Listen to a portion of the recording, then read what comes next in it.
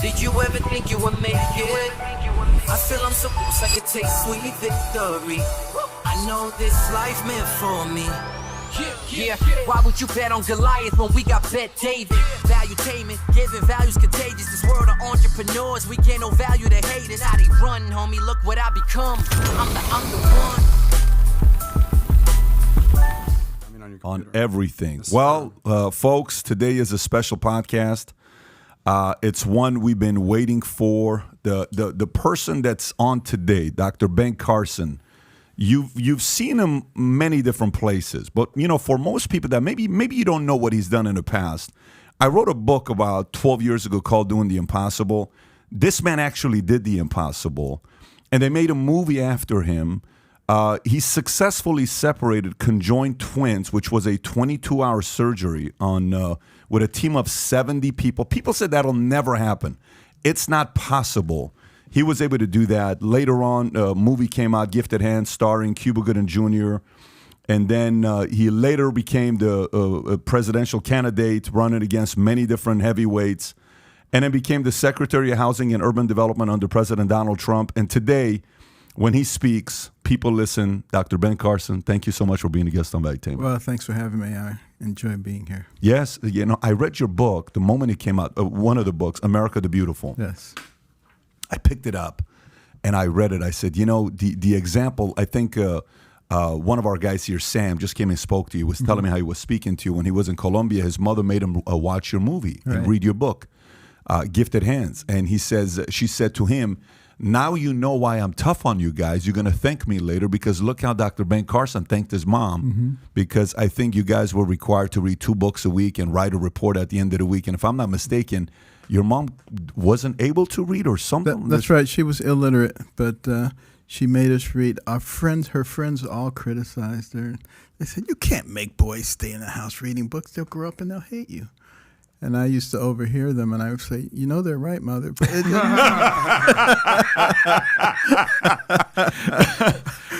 we still had to do it. But she had the last laugh because one son became a brain surgeon, the other became a rocket scientist. Are you kidding me? See, I didn't know about it. Wow. So the other son became a rocket scientist. I mean, that was 10 years ago when I read it. Older. He's your older brother. Yeah. Gotcha. Powerful story. So, we do a similar thing with our kids, but, yesterday, my son sat and finished a 300-page book on his own. Yesterday. Tico? Yeah, Tico. And they couldn't distract him. Our required reading is 20 pages a day from the moment you turn 6 years old. You're supposed to read 20 pages every day, including Sundays, Saturdays, all that. That's going to pay off. And the only currency in our house where you get to ask and negotiate with things is books. You read books, you get to negotiate. You don't read books, you don't have leverage to negotiate. But now the teacher calls me telling me you have to tell your oldest son to stop reading because he's not paying attention in class. I said, ma'am, with all due respect, that is one thing I'm not going to be doing. This kid can read all he wants, and you just got to get his attention. Maybe you got to do a better job selling him on paying attention to you, but this kid's going to keep reading. Anyways, it's great to have you on in a very special week that you came here. I don't know if you guys heard or not. Abraham Lincoln, I'd like to talk to you about Abraham Lincoln's great-granddaughter that lost in Wyoming this week. I don't know if you know what her name is, Liz Cheney. She lost. Did you see that? I saw she lost. She lost, yeah, and she's comparing herself to Lincoln. I'd love to get your feedback on that legendary moment, special moment, what happened to her. CDC came up with some changes and guidelines. Apparently, they hired a new person talking about the fact that some of the things we did was wrong. I'm sure you read the report that we didn't do this right, we didn't do that right. But one of the things that they said they didn't do right was kind of uncomfortable for me. They said we should have mandated states to send out this instead of making it more volunteer. So I kind of want to get your feedback on that. Okay. And then obviously with what we have going on with the Inflation Reduction Act into law, IRS whistleblower coming out, 87,000 new IRS agents. Is that a good thing? Is that a bad thing? FBI, raiding President Trump's house. We got to talk about that. We have a story by the Daily Beast talking about Viper Merrick Garland's Trump FBI raid is only in the first inning, meaning he's got more to show for. Kirsten, what you have to say about that? And then a few ideas with NBA this week coming out. Dwayne Wade claims the hatred of Miami Heat's big three when they were winning championships is because they were black men, right? Which I'm really curious what you'll say about that part. They're taking election day off. We got a bunch of other things that's going on. Bloomberg wrote an article expose on Bill Gates, which is kind of weird for Bloomberg to write an expose on Bill Gates. When Bloomberg writes an expose on Bill Gates, you have to, know that there's some credibility there, behind sure. it. Absolutely. Elon Musk was at Kevin McCarthy's GOP retreat in Wyoming. Very, very weird people showing up to weird parties. And then a couple other things we'll talk about that has to do with Joe Rogan, the heated debate over, Roe v. Wade that he had recently. But aside from that, just an open-ended question for you. So, the day comes where we find out President Biden is going to be our president, okay? Right. And it was official. It was no longer waiting. The inauguration took place. President Trump didn't show up. Everybody's sitting there saying, okay, this is our guy. This is who we have to run with. This is who's representing the free world today. He's our commander-in-chief. Fast forward from that day to today. Is today exactly what you expected it to be? Is it better? Is it worse? Or is it exactly what you thought it was going to be? Well, I didn't have a lot of expectations for our current president because, he basically didn't show up during the primary process and during the whole presidential campaign. And when he did show up, it wasn't particularly impressive. But I knew that there were a lot of other people who were pulling the strings. And I have a reasonable idea of who those people are. So I expected a very leftward tilt. And that's exactly what has happened. When you say you have an idea of who those people, reasonable idea about who those people are, does the rest of America who votes also know who those people are, or is it something that only some of the people on the inside know who those people are? I think a lot of people who've been paying attention to the general tenor of the country over the last couple of decades have a pretty good idea of who those people are.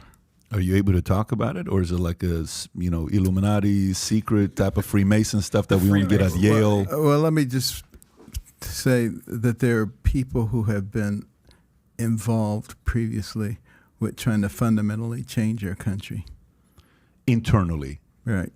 So okay. So, what are you talking about? Globalists, some folks that are maybe... I think they're associated with some of the globalists. Okay. So why would they... Let's go there. Why would they want to do that? Why would they want to fundamentally change the one country that the world uses the five-letter word dream with? We don't use the dream word with any country. The only one we've ever used it with was America, the American dream. Well, why are they trying to change it? Well, remember, there have been people who have disputed the legitimacy of our governmental system since the very beginning. They said, you can't have a country that's run on the will of the people. You have to have a monarch. You have to have a ruling body. And those kinds of ideals have been around from the very beginning, and they're still there. And there are those who believe that the ruling class knows better than the people. And it's really for the good of the people that you empower those people, and that they need to do whatever they have to do in order to gain the power, in order to do, quote, good for the people, unquote. Yeah, but when you're saying the monarch, but aren't those guys from the outside? So the argument is there's no way America can make it without us. We're a monarch, right? They desperately need us. Versus in this case, you're saying last 20 years, these are people on the inside. Why are people on the inside trying to break apart the one idea that turned into what it is, experiment that turned into what it is today? Power. They want power. They want control. It's a natural tendency. It's a human tendency to want to control everybody, to want to control your environment. And that's why if you go back through history and you look at various societies, there is no period of time where people can just live in peace, where they can just live and let live. No, I got to control you. I got to take your stuff. I got to be in control of it. So you're saying we're all like that? We're like that. But that is the very reason that the founders of our country worked so hard on our Constitution, because they knew there was a natural tendency to want to control, a natural tendency for government to want to grow, to infiltrate, and to control. And it was to give the people a tool which would allow us to remain free. It is being challenged, probably to the severest degree right now. So were they also driven by power, the founders? They were different. Tell me in what way? Because they actually, people like George Washington declined to be made a monarch. People wanted him to be the monarch. Mm-hmm. He said, no, that's not the system that we have. This is about the people and the freedom of the people. And you look at, John Adams, and, he said our Constitution was designed for a moral and religious people and is wholly inadequate for the governance of any other. You look at some of the writings of people like Thomas Jefferson, who realized how important it was for people to maintain freedom. And even though he had slaves, and several of the founders had slaves, several didn't, but several did, most of them ended up freeing their slaves. And I think realizing the internal conflict, when you're saying that all men are created equal, but then you have slaves. But, those who hate the United States have tried to make slavery a unique issue for us. And they say we are particularly evil because we had slavery. But if you know anything about world history, you know that virtually every society has to deal with slavery. And that there are more slaves in the world today than there have ever been at any point in time when you look at human trafficking. And the number one consumer of it, the United States of America. So do we still have some issues? Absolutely, there's no question about it. But we're not unique because of slavery. We are unique only in the sense that we had so many people who were vehemently opposed to slavery that we fought a bloody civil war to get rid of it. And that's really what we need to teach our children. We need to teach them that during slavery, there were a lot of people from all kinds of backgrounds who, established the Underground Railroad, who did all kinds of things to try to undermine that concept of human bondage. So you said something when I asked you the question about when President Biden, the inauguration, did you expect it to be what it is today? And you said you had an idea because of who was behind it. And I said, are these people that the public knows about? And you said they have a general sense. Then I asked you, why would they want to do it? This has been going on for about 20 years. Is this specifically a 20-year thing, or is this a thing? And then you said it's been going on for a while. Because if you go back 20 years, President was President Bush. So, Junior, so this is not a 20-year thing. This has been going on for a while. It's been going on for a very long internally. time. Yes. I know Milton Friedman once said, the only Marxists that are left in the world are the ones in college universities in the U.S.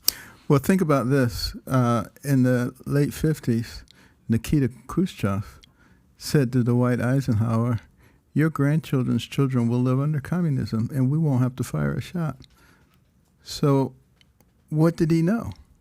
He knew what some of the things that were going on already. He knew about the plan to gain control of the media and the schools and to replace faith in God with faith in government and to raise the national debt to astronomical levels so that you could justify other things. He knew all of that was going to occur and how successful it would be, and it is successful.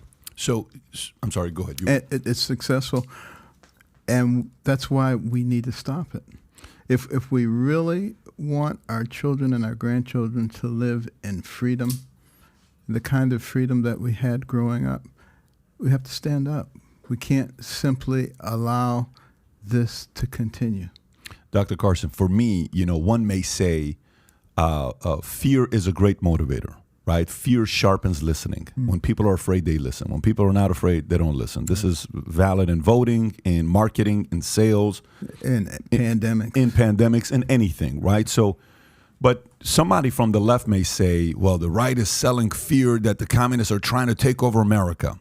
Okay. Then the right may sell that the left is trying to control America, and you got to be very careful because of what they're doing. They want to control you. So which fear should we be buying? Because the left says the right is trying to go back and take away all your freedoms and take away women's rights, and they want to go back to what it was back in the days, and they may even take this away from you and take that away from you. Both sides are selling a fear. How does the voter sit there and say, which fear is accurate? Could they both be real? Is one fake? Who do I trust? I would say trust your eyes and trust your ears and trust your heart. Open your eyes and see what's going on. Does it appear that people are trying to indoctrinate our kids? What do you think? When they're telling little boys and little girls you might not be a little boy or a little girl. What are they trying to do when they're telling kids that the most important determinant in your life is the color of your skin? When they're telling white kids that you and your ancestors are oppressors and are responsible for all this, telling black kids and minorities that you are victims and you'll never be able to achieve because of the way that this system is set up. Does that sound like indoctrination or just benign chatter? I don't think so. Open your eyes and open your ears when you're telling and confusing children. Childhood is supposed to be a time of joy and learning. And you're taking little kids and saying, do you think you're really a girl? You think you're really a boy? Children are naturally curious, and children are suggestible. So, it's sort of like taking a kindergartner and trying to teach them calculus. They're not ready for that. They're not even close to ready for that. That's very abusive. Or do you think maybe it's okay? Open your eyes and open your ears and listen to your heart. That's not right. You know how hard it is to do that? Because when you open your eyes and you open your ears, 90% of the messaging is coming from one place. Mm-hmm. So if I only take the counsel of open my eyes and open my ears, I'm only hearing one side of the argument 90% of the time. And that's why I said also listen to your heart. There are things that people know. For instance, we know what a woman is. Let's not let people confuse us about. We've known forever, since we've known about genetics. XX, woman. XY, man. End of story. But can you confuse people about it? Absolutely. How effective is gaslighting and the usage of disinformation? How effective is that? I know, we've heard the KGB member from the past when that one interview, the way they're going to do it is, the usage of disinformation. But how effective is that model? Well, look how effective it was in Germany. Think back to the 30s and the 40s.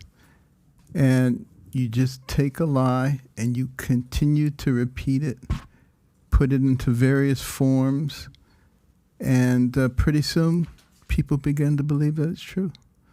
I can't believe that most of the people in Germany actually grew up believing that stuff, but hearing it all the time, having it foisted on you from several different directions, and you start to say, okay, yeah, maybe. Okay, so then the counsel of open your eyes, open your ears, and open your heart. Yet you're being fed so much disinformation and gaslighting to the point where it's easy to get people to eventually second guess themselves. I mean, what's the art of war? The art of competition, boxing. Half the battle is convincing the other guy that he's not as good as you. Half the battle is getting the other person to, and if the majority of the populace is naive, that is a very effective strategy. So to only say, listen, see, and heart, is that enough? Well, you have to spend a little bit of time listening to a lot of different things. You can't just listen to one source. You can't just listen to, NBC or Fox or CNN. You have to vary what you're listening to, and you have to be willing to have open conversations with people. It makes a big difference. And I grew up in Detroit, a very liberal left-wing place, and in Boston, a very liberal left-wing place, and then went off to college in New Haven, a very liberal left-wing place, and then went to medical school in Ann Arbor, a very liberal left-wing place, and then came and did my internship and residency in Baltimore, a very liberal left-wing. So guess what? I was a liberal left-winger. And then one day I did something that liberals aren't supposed to do. I listened to a conservative. That was Ronald Reagan. And I said, this guy sounds just like my mother. He says the same things that she says. What were the types of things he was saying that resonated with you? This is in, I assume, 1980 or 79? Mm-hmm. That the person who's most responsible for what happens to you is you, not someone else. Personal responsibility. Personal responsibility is very big. And at the same time, as a young attending neurosurgeon, I was seeing so many patients and people who were dependent on the government, who were healthy, able-bodied people. And I said, this is absolutely wrong. These people could be successful and doing well in our society, and they're dependent, and they've become victims. And I determined at that point that, not only would I be a physician, but I was going to work toward helping people get out of poverty. While you're looking at these guys, that's what you're thinking to yourself. I'm going to help these guys get out of poverty. Yeah. Got it. Okay, so listen, watch, see, heart, consume content from the other side. Don't just listen to content from your own side. Be open to other ideas. And be willing to talk. Mm-hmm. Communication is so vitally important. Have you noticed that on these radical left-wing college campuses, they don't want to have a conversation with the other side? They don't want students exposed to the other side. Have you noticed that? They're doing a lot of kicking out people they don't agree with, right? Exactly. And, when people get married, before they get married, they can't keep their hands off each other. They just love it. And when they're away from each other, they're on the telephone talking to each other. Before they get divorced, they stop talking. The next thing you know, their spouse is the devil incarnate. That's what happens. And that's what's happening to our country right now with the polarization. Everybody getting in their respective corners and hurling hand grenades at each other rather than having an open discussion. I think you would find that the most radical left-winger and the most radical right-winger agree on 90% of stuff. It's that 10% that the media takes and they stir it up and they magnify it and they try to make people hate each other. People who live peacefully together for the last 20 years, all of a sudden now they hate each other because they have different yard signs. I mean, we, the American people, can't allow this to happen because they know that the only way to destroy this country is from the inside. You said talking. Yesterday I saw an article from, is it Axios or who's Axios, yep. Axios, and I saw this article about the fact that many leaders are afraid to share their opinions today publicly.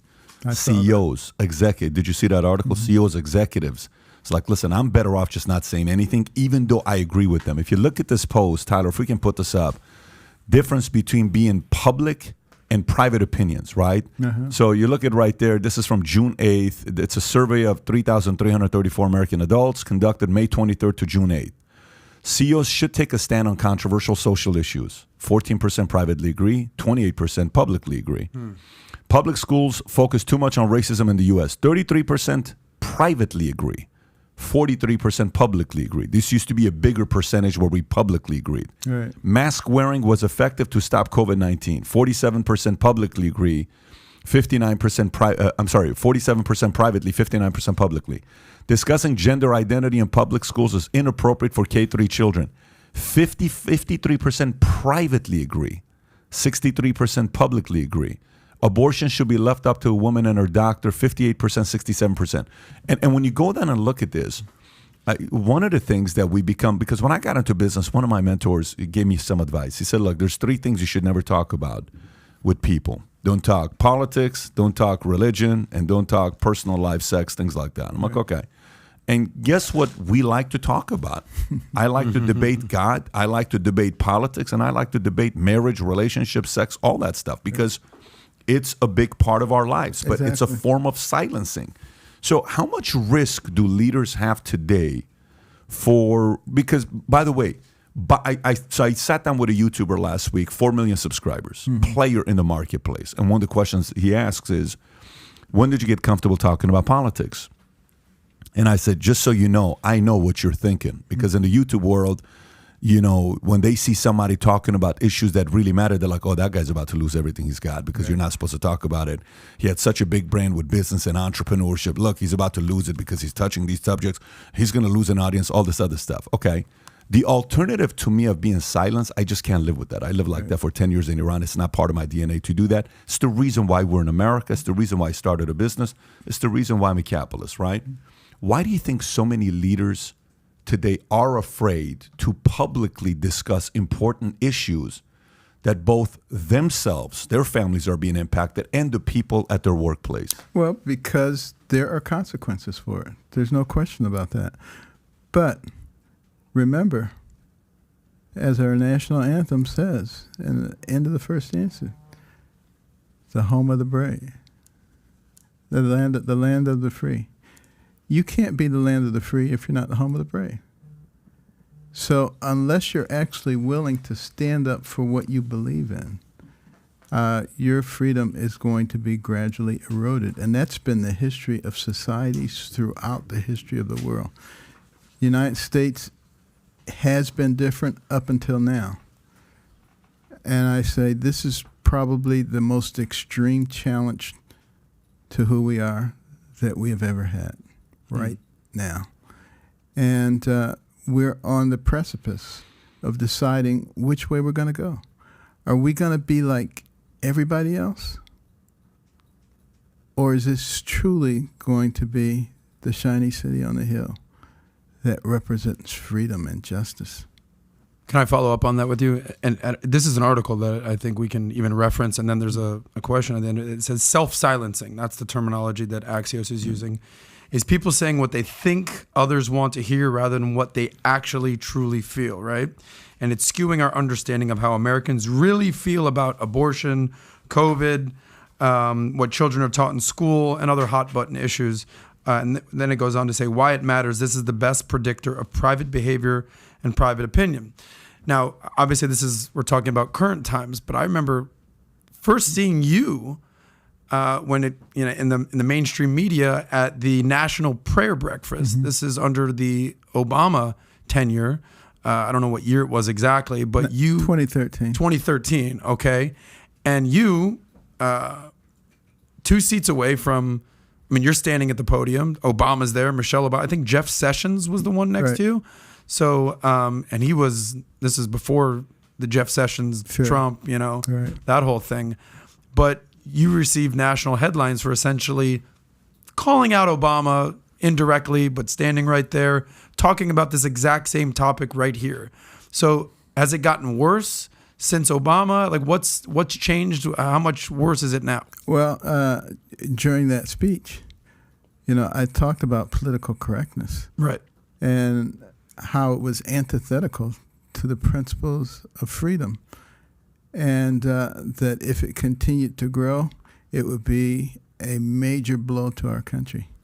And it has continued to grow, and it is a major blow. It has morphed into wokeism. And, it is a real problem because the rest of the world looks to this country for freedom, for examples, and for leadership. And if we go down, believe me, the rest of the world goes down too. What was the world like before America became the great power? Think about it. You had all these despots going around crushing anybody who was weaker than they were. Pre-World War II, you're referring to, I assume. That subsided to a large degree as our power increased. But as we are becoming less powerful and less respected, those despots are starting to rise up again. Do you have a follow-up? No, to your point, you're saying the despots are starting to rise up again currently, or how long has that been going on? For the last couple of years, you see Putin, you see China, you see North Korea starting to kick up its heels, and these are things to be expected when you don't have a powerful example like the United States that will stand for principle. But if you're saying the last X amount of years, you're talking the Bush years, you're talking Obama years, you're talking Trump, and now Biden. So there's 2 Democrats, 2 Republicans. So have you seen a change under different presidential? It's gotten worse under the current administration. I mean, starting with the debacle in Afghanistan. I mean, that was like taking a loudspeaker and announcing to the world, we have no idea what we're doing. There's a lot of people who say it was time to get the hell out of Afghanistan, though. It was time to get out, but you have to get out in an orderly way. You don't leave $80 billion worth of high-tech equipment there and take out your military force before you take out the people they're protecting. I mean, a third grader would know that. But as far as despots go, Obama received a lot of heat for his sort of apology tour around the Middle East, right? Whatever he's doing in Iran and the Iran nuclear deal and the other. And then Trump received a lot of heat for cozying up to dictators, whether you want to call it Putin or Kim Jong-un or the gentleman in the Philippines. I forget his name. Anyone got his name? Yeah. Whatever. Durant, whatever his name is. But he received a lot of, whether it's, what is it? Duterte. It's Duterte. Duterte, right? Exactly. Or MBS from Saudi Arabia. So is there enough blame to go around for both sides? There's plenty of blame to go around. But it seems to be accelerating now. In the last 18 months, you're saying? Our weakness seems to be much more manifest in the last 18 months or so. And when people don't believe that you have power, they take advantage of you. And, look at what we're doing with our trading policies with China. I mean, right now their economy is quite weak. They've got some significant issues going on. This would be the appropriate time to begin to apply some pressure to get them to start acting in a way that's more reasonable and fair to everybody else, not just to their advantage. What do you think the current regime could be doing? Because correct me if I'm wrong, I don't know if Biden changed his stance on what Trump was doing with all the tariffs and everything that was going on, and obviously he's not as vocal about China. Well, he has removed many of the tariffs. He's made it much easier for China to trade. We should not be making it easier. We should be making it more difficult, and we should be pressuring them, not to encourage slave labor with the Uyghurs. And, basically when we see people with policies that oppose the kinds of things that our country has stood for, we shouldn't be getting in bed with them. I got a question for you. So the other day, and I don't know who I asked this in the last few weeks. The other day, my kids and I were watching Pearl Harbor. And the story with Ben Affleck and the other actor, and this whole love story, and they go to war, and what the reason was. My son asks, so why did Japan attack us? What was that all about? And the story is about oil and negotiation and increasing, putting 94% of money in U.S. on hold, and they couldn't touch it, and tariffs and all this other stuff. So that was Japan's way of retaliating to say, hey, we're also strong here. And then, FDR comes back years later, I think 5 years later, Truman drops the nuclear bomb in, Hiroshima. We know the story, right? Okay. So So then these boys are 8 and 10 years old. They said, "So, Daddy, did we do the right thing, dropping, the nuclear bomb?" Then my other son asks, "Do we do the right thing, holding on to their money and taxing them for the oil and the way we negotiated? And then did they do the right thing, attacking us first? Should we have not done anything?" And, because I said when a nuclear bomb dropped, it cost this many people's lives, and it did this and it did that. And when they attacked us, 3,000 soldiers died, 3,000 to 4,000. All these people were wounded. We lost all this equipment. Could this have been prevented, right? Okay. Mm-hmm. So then bring that to today. Some may say when I have late night debates with guys that are comfortable talking, that are not willing to talk on camera, there's a different conversation that on camera everybody wants to talk about. I don't really want to touch politics privately. Right. That's all I want to talk about with a cigar. Sure. Some may say, well, Trump's method of having strong tariffs on China and putting a chokehold on them is the reason why we got a biowarfare and COVID came out and they did this and look what happened to America. And because he was strong arming them so much that they had to respond. And the way they responded, they did it in a way that they blamed somebody else and didn't take the responsibility. And they cost the world trillions of dollars, but they got away with murder. And guess what? They got the guy out of the house, and he's no longer running White House. So China essentially won because Trump was over negotiating with China.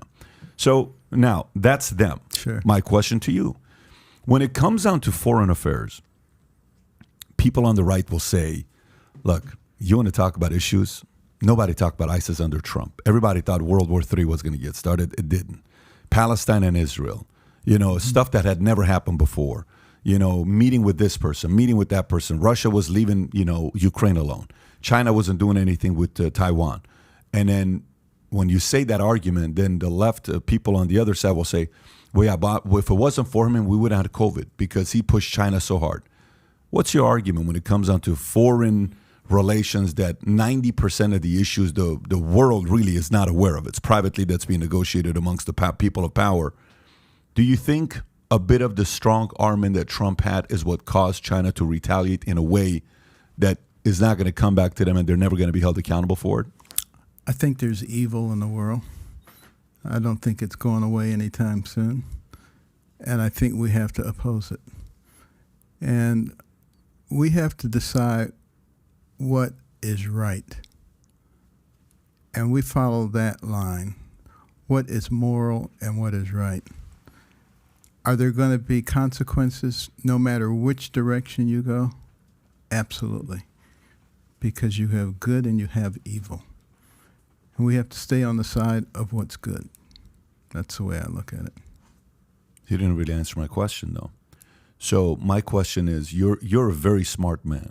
You're a very wise man. I think one of the things when I watched you, when you gave that speech with President Obama sitting right there, that's the day when I realized you have some brass. And I know you're, as a Christian man, that brass is not in Proverbs or, Ecclesiastes, but in the streets, you have brass. And you stood up and you had guts, maybe another word to use. I said, I like this guy. He's tough. Because some people, when they hear you speak, by the way, your tone confuses the audience. And I don't think it necessarily... They think I'm soft and weak because I don't get excited. I actually think it doesn't help you in the marketing side of things. Mm-hmm. I don't think it helps because when it comes down to elections and things like that, because it's marketing, it's showmanship, it's all of that stuff, and that's not your style. But if you want to put it together, you showed that day that you could put it together if you want to put a show on. You don't have a problem doing that. But going back to it, you're sharp, you're wise, you're calculating.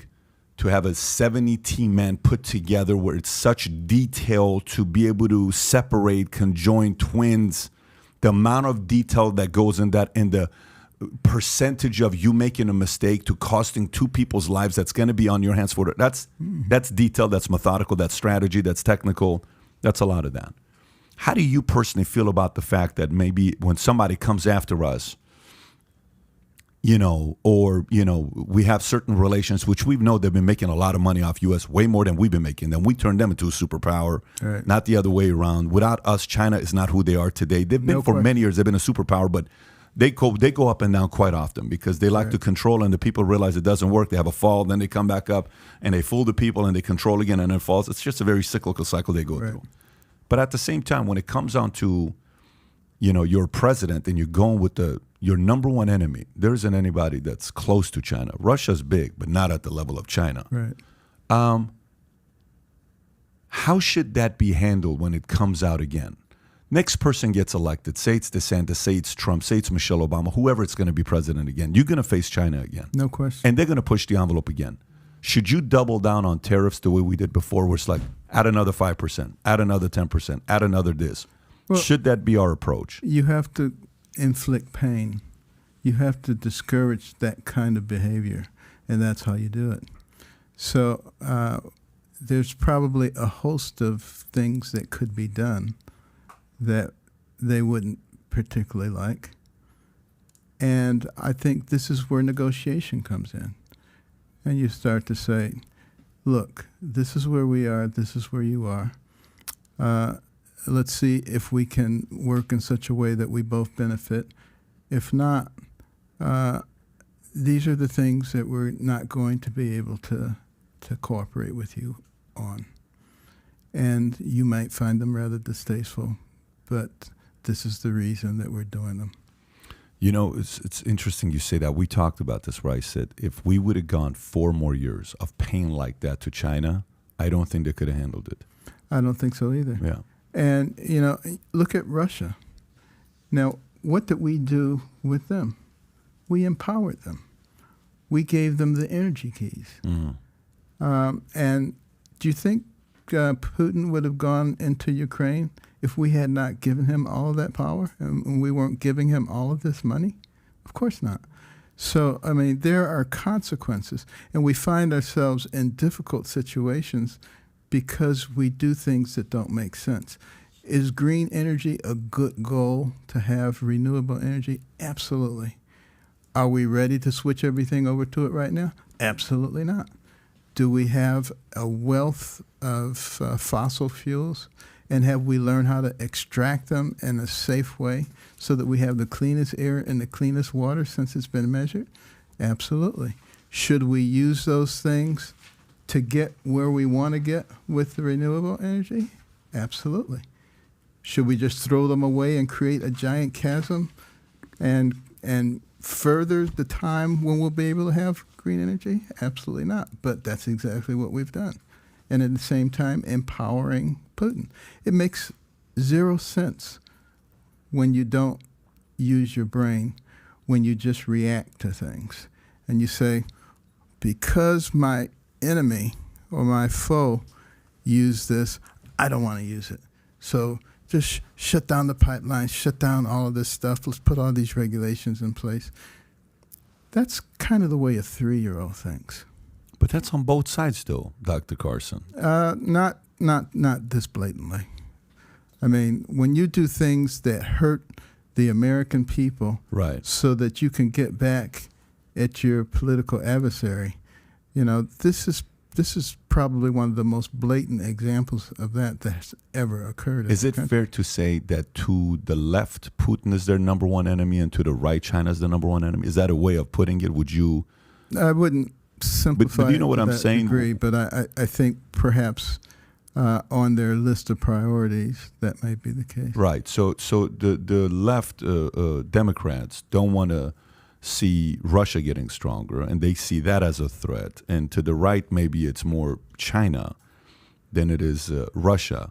I asked that because when you put tariffs, do you remember the CFO of Huawei, where the daughter was in Canada, was doing business with Iran, and then all of a sudden President Trump said, Huawei, you're out, and you got to get out of here. And even though maybe it was good for us to have a third phone, to have a competitor, because in the U.S. right now, we really don't have a second competitor on phones. Truthfully, nowadays, if a person has a Droid, I think you don't fully understand what a blue text is and how much you're screwing up group text when you're the only person that's green. So I think America needed competition, but at the same time, if Huawei were using it to get information out of U.S. to take it back there, I think that's also the right move to make. But what have we done with respect to China and Russia? We have driven them together. Yeah, I agree. And that creates an even bigger problem. No question about that. No question about that. I'm sorry, go ahead. You were saying something? Yeah, so, our foreign policy is not particularly strong right now because we don't really have a foreign policy. We kind of react. And what we really need to do, and, Democrats and Republicans can sit down together and openly discuss what are the things that are beneficial for our country and for our people. I think that's the reason that so many people have been attracted to Trump, because he puts America first. But, that doesn't need to be a political issue. Of course you take care of your own people first. That's why when you get on an airplane, they make the announcement, in case of an emergency, your mask will drop down. Put yours on first. That's right. And then help your neighbor. You're not advocating wearing masks, though. No. Okay, I mean, let's just be clear here, Dr. Carson. Come on now. And only in case of emergency, though. Indeed. Yeah, but I understand what you're saying. I guess where I'm going with this is the following. We know America is not proud of their president today. They don't wake up in the morning having the poster of their I would have to say, in the last 100 years, if we had to say which president has the least amount of posters in offices, it's probably Joe Biden. I don't know if that makes sense or not. Like, how people proudly, I saw people proudly put up Biden, what do you call it? Obama on the wall, proudly. Oh, people beyond. proudly, Change. Beyond. People, not even question. But people proudly put up Trump. Not a question. But I would say people proudly put up Bush and Clinton. Okay, I would go into offices. To a lesser extent of Trump and both, Obama. no question. But even if you go, people proudly put up Reagan. For sure. People proudly put up JFK. No doubt. I'm telling you, the poster business for Joe Biden is struggling. They're probably You know who disagrees with you? Who? Nobody. Yeah. Nobody's like, oh, Biden, he's the man. I love that guy. Yeah. No, he's the anti-Trump. That's why he got elected. Right. He's not the best anti-Trump, but he is the anti-Trump, right? He is the anti-Trump that we could have had. So for you, 2016, 2015, you guys went through it. You've actually been through the process. And it's not like you went through the process and you were like, you just throwing the towel, throwing your name. You weren't tiptoeing in there. No. You didn't go in it to, hey, I'd like on my Wikipedia profile to say former presidential candidate. That wasn't you. That's not you. You went in there and there's a part of me, and I feel free to push back and disagree with me on this here. There's a part of me that feels like, you read the stories of the Kennedy family and you read the stories of Bush family. They may politically be on different ends, whatever, but as far as legacy-wise, family, the kind of a last name that they built, both of them was go make your money, take care of your family, and then figure out a way to contribute to society. And one of the ways to do it is through politics. Okay, go give back, go get involved in politics. Is it fair to assume that maybe there was some plans that every time you were seeing stuff happen and telling yourself, I think I can do that better. I think I can bring value here. Was the decision of running something that was an aspirational thing that you thought about 10, 20, 30 years before you ran? Or was it one of those things where like, you know what, I think I'm going to run right now? No, it was after the prayer breakfast in 2013. And all of a sudden everybody was saying you should run for president, which I thought was kind of a silly idea. You crushed it, though. And I said, if I just ignore these people, it'll go away. So I tried that. That didn't work. Every place I went, there were people with placards, run, Ben, run. I had over 500,000 petitions in my office. Wow. And I finally just said, Lord, I don't want to run for president. My life is relatively peaceful. Why would I do that? And I said, besides that, I don't have all the things that people who run for president have, a Rolodex with all the important names, an organization, a bunch of money. I said, if I had all those things, I might consider it. The next thing I knew, I had all those things.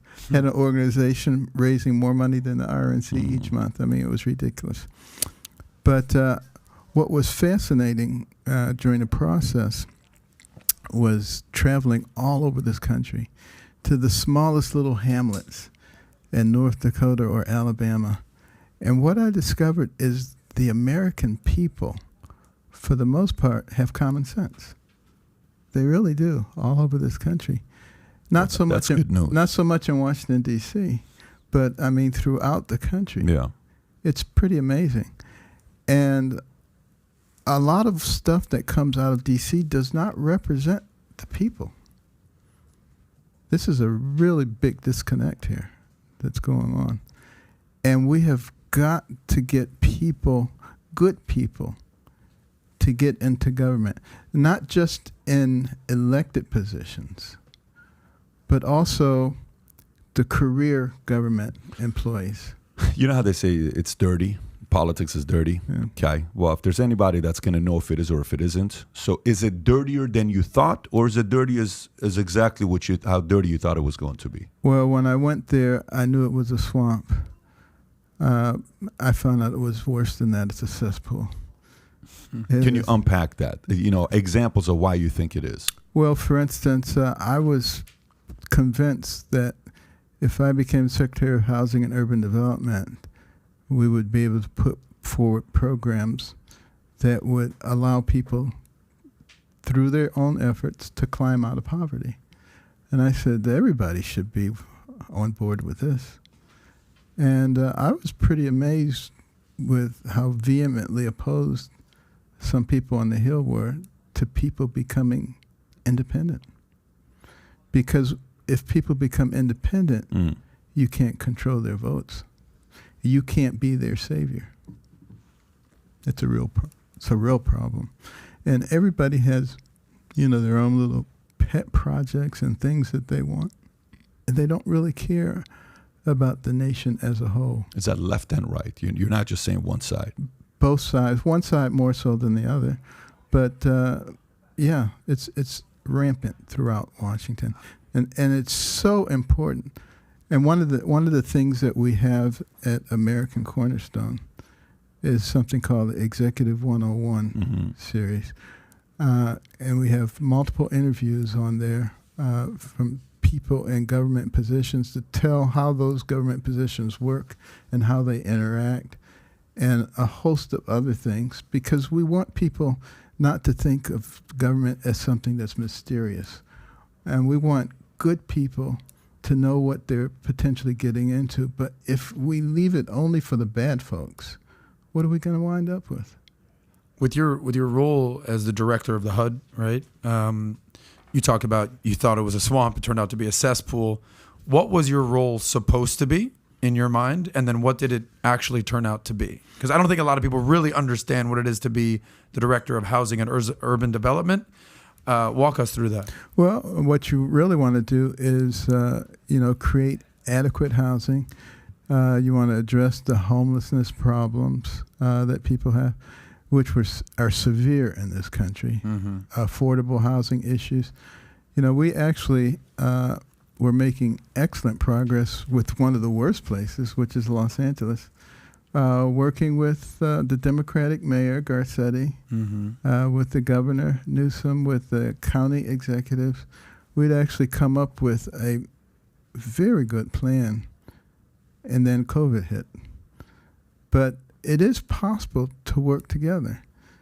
And, that's what I saw my role as. I think it's so important that we don't give up on being able to work together, because we, the American people, are not each other's enemies. But we're allowing people to foment hatred and division among us. And we've got to have some leadership that understands what's going on and is willing to provide the kind of example without compromising our safety. How difficult was it to actually work together? You gave an example working with Garcetti and Newsom. We were able to work with de Blasio. We were able to work with a lot of people that most people on the right would say, oh, those people are hopeless. Is that something unique to your abilities to find compromise? Was that something from the top down that came, I think you have to be willing to do it. You have to be willing to actually sit down. You have to be willing to be able to look at the facts. You have to be able to understand what things can be compromised, where can you meet in the middle, and what things are principles that cannot be compromised. And who was the voice of reason, or who were you relying on to say, hey, this is the agenda, work with them, don't work with them? Or were you working directly with President Trump on that? Was that your team? I would keep him informed. Yeah. He sometimes wasn't particularly enthusiastic about people like de Blasio. But was he enthusiastic about you and what you were looking to do? Was it part of his agenda? He was very supportive. So here's a question. So how did you guys go from on stage, back and forth, the comments he would make, all of that stuff? How do you set that aside and then say, okay, I'm going to work with this guy? How do you do that? Well, for me, it's because it's not about me. It's about America.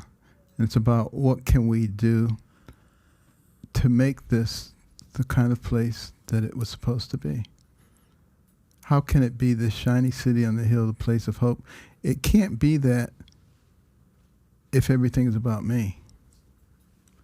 And correct me if I'm wrong, you're one of the few cabinet members that actually made it through all 4 years. Is that right? That's correct. Okay. Why do you think so many people weren't able to last a year, 2 years, 3 years, 4 years like you? Is it attitude? Is it mindset? Is it the relationship with Trump? What was your unique skill set? There were a number of reasons. You may remember early on, first of all, how difficult it was for us to get our assistant secretaries, deputy secretaries through. I didn't have an assistant secretary for the first 5 months. Through the Senate, you're saying? Yeah. To get confirmed? And I didn't have a deputy secretary for 8 months. I think they hoped that if they didn't give me my people, I would get discouraged and go away. But they don't know me. You don't know me, y'all. You don't know Dr. Ben Carson, y'all. And we got the right people. But you remember how they made accusations against almost all of the secretaries? And there are all kinds of claims made. In my case, he bought this $31,000 dining room table. And yet he's trying to cut funding for poor people. That was the narrative that they wanted. Obviously, it wasn't true. But the IG had to waste $1 million of taxpayers' money doing an investigation, which of course showed nothing because there was nothing to show. And then that didn't work, so they said, well, Carson's wife has an office at HUD, and his sons are involved in running the organization.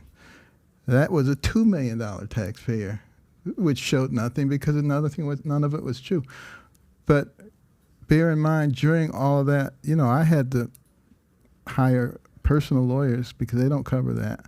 And I spent tens of thousands of dollars. One of my sons spent over $150,000, defending himself. And there were some of the secretaries who couldn't afford that. $150,000 your son spent. Mm-hmm. So, for them, it was easier just to drop out. And easier to leave the cabinet, you're saying, rather than deal with the drama and just... And the finances. Are you talking as far as, chief of staffs came and went, generals came and went? What he's trying to say is it's more expensive to have a job, than to just say, yeah, I'll resign and I'll have somebody else do this job. Is that kind of how I'm reading this? They just did not have the money to fight it. That's expensive. So if I get this job and what do you get paid for secretary? What's $200,000? Okay, $200,000. Okay, not a whole lot of money. No, it's not a whole lot of money. Well, not when you're a doctor and you're making 5x that amount, I assume. Right. Yeah. So, but even with that, so a lot of these guys that get those jobs, they get sued or not even sued. Investigation. You have to hire accountants. You have to hire lawyers. So the cost of that, sometimes it's more than the salary they're getting paid. Without question. So why take the job? Well, a lot of people, want to do things for their fellow Americans. They want to serve. Oh my God. Yeah, well, you're talking about like a Wilbur Ross, for example. That guy's right. Well, money was a lot no of money issue with that. for him. Exactly. So a lot of people take jobs in the government. This is, to Pat's point, the final 20 years of a lot of people's lives. Breaking news: a lot of people in politics are over 60. I don't know if you know that, but not a lot of young people involved in Congress and in certain cabinet members, but. So a lot of people already have made their money and have already made their career. So they're almost, it's giving back. Pat talks about this all the time. The 4 chapters of your career. Number 1, first 20 years is don't screw it up. Don't end up in jail. Don't end up killed. Don't have any issues. And we can talk about that your first 20 years. Second 20 years, I believe, is make your money. That's exactly what Pat did. Third chapter is pursue passions, right? Pursue things that you care about.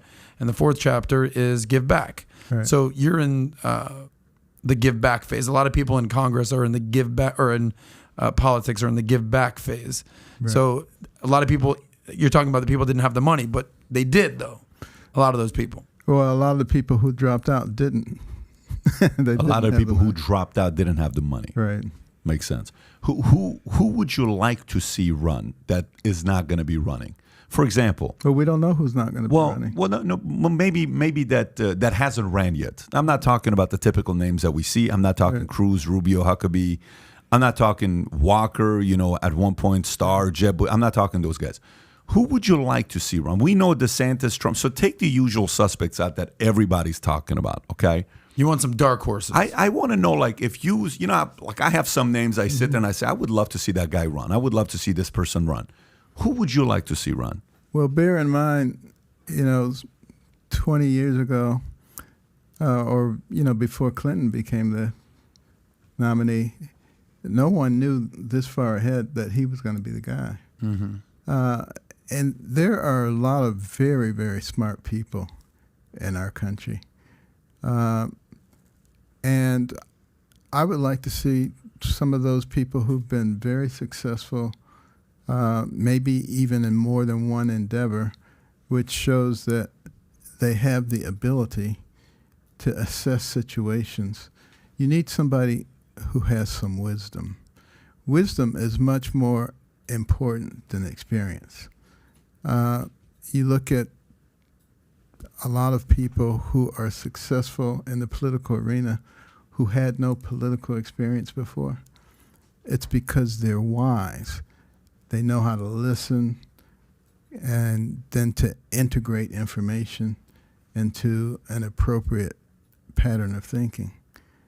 That's the kind of person or persons. Are you teasing us? Is that what you're doing?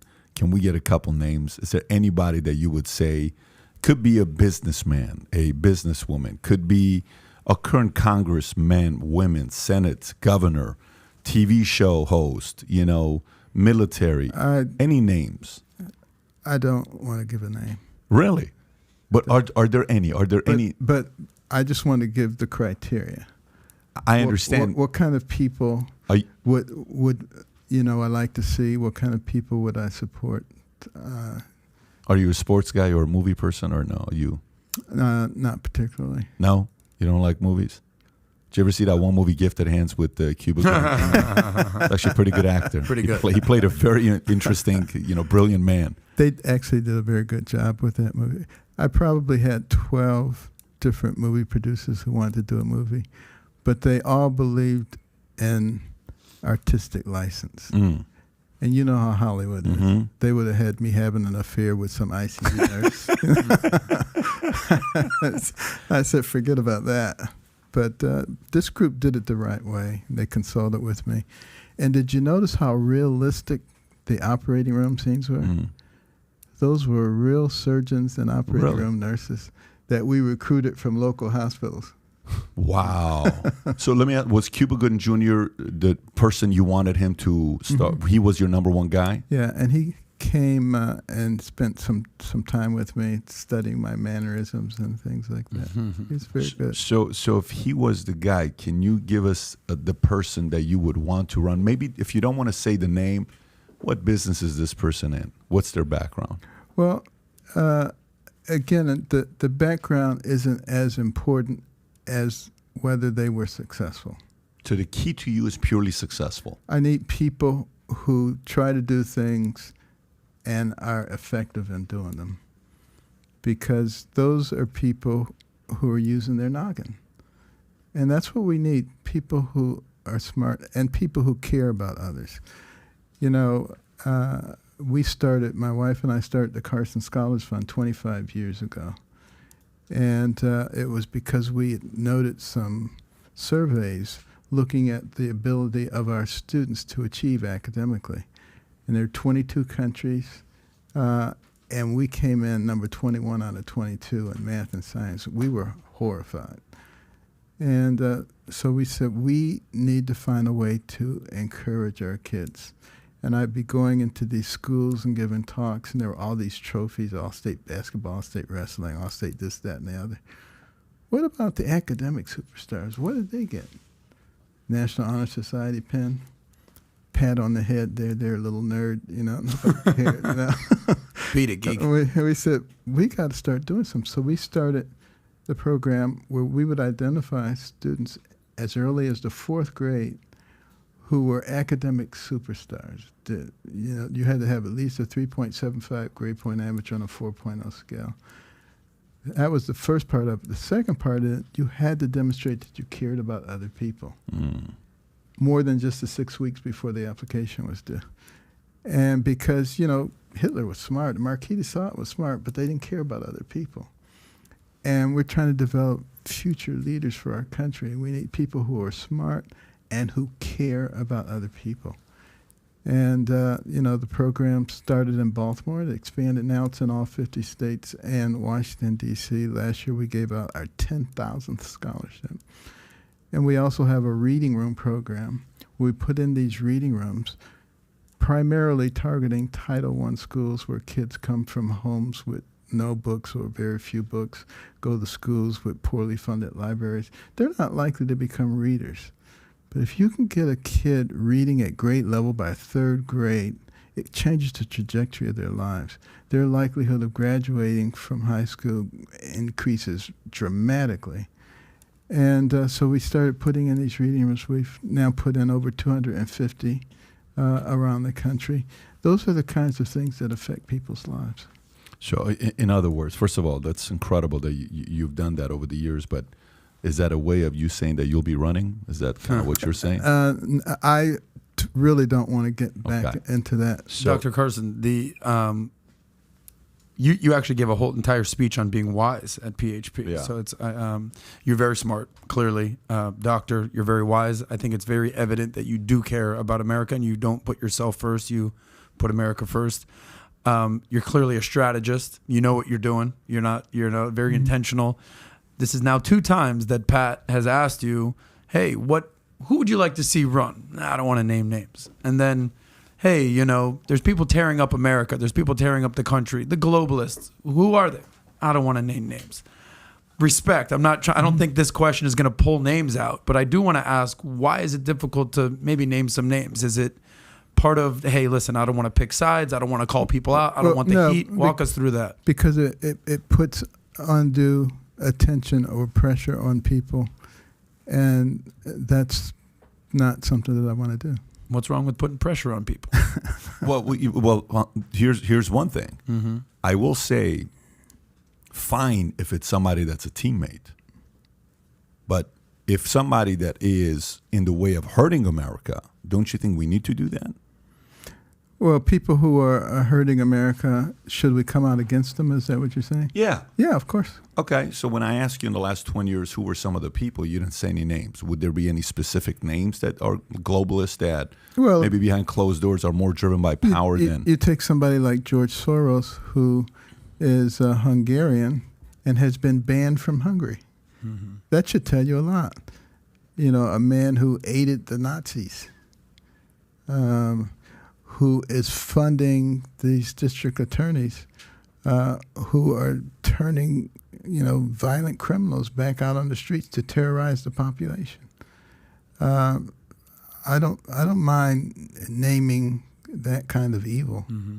So Soros is on that list. Would you say that a Klaus Schwab is on the list, or the Rothschilds on that list, or Clinton's, Bush is on that list? I would not go that far. Okay. Klaus Schwab, no?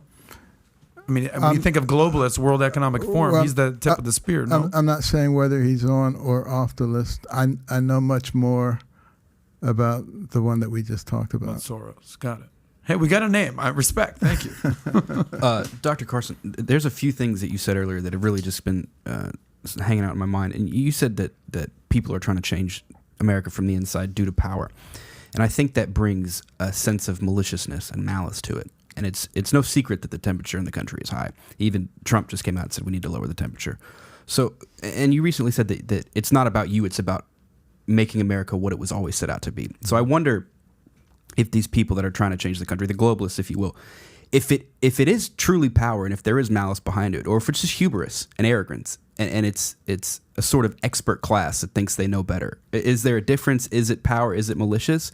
Because again, if you bring that raises the temperature, and I wonder what people, if people need to lower the temperature, or if they really need to understand that people are trying to control you, people are trying to do something evil.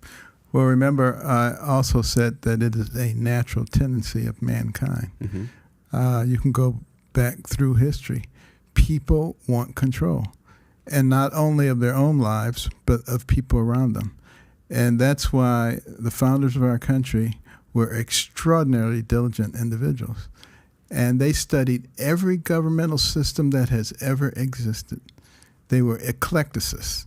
They took the good things and they abandoned the bad things. And they used that to put together our Constitution in an attempt to keep people from taking control of everybody else. That was the whole purpose of our Constitution. You got your answer to your question? Yeah. Okay. So I think it seems as though it is a human tendency to be malicious. It is. Okay. Can we go into some issues? Is that okay with you if we go into some? I love issues. All right, let's do that. Let's go into some issues here that we have. First issue, who would you like to see run in? Just kidding. Yeah, I'm just kidding. All right, so let's just go.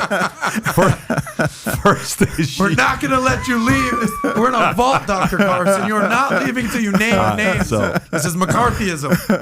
Biden signs Inflation Reduction Act into law. This is a CNN story I'm reading. President Joe Biden signs a sweeping $750 billion healthcare tax and climate bill into law at the White House on Tuesday. The act accomplishes several key Biden legislative agenda items representing the largest climate investment in American history and making major changes to health policy by giving Medicare the power for the first time to negotiate the price of certain prescription drugs and extending expiring health care studies for 3 years.